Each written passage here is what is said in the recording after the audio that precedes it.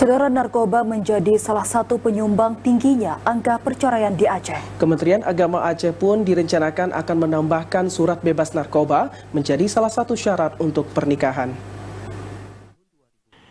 Angka perceraian di Provinsi Aceh sejak beberapa tahun terakhir mengalami peningkatan yang signifikan. Salah satu penyumbang tingginya angka perceraian di Aceh adalah penyalahgunaan narkoba yang dilakukan pasca pernikahan. Untuk meminimalisir tingginya angka perceraian di Aceh, Kantor Wilayah Kemenak Aceh akan menambahkan salah satu persyaratan administrasi pernikahan, yaitu surat keterangan bebas narkoba.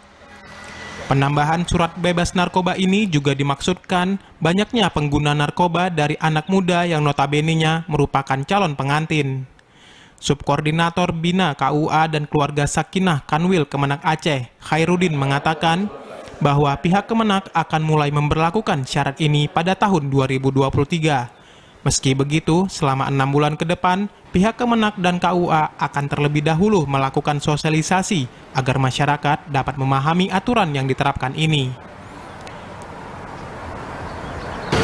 Tahun 2023 itu kita berupaya untuk terus bisa diterapkan, tapi dengan sistem sosialisasi yang kita lakukan ke lapangan atau ke kabupaten kota.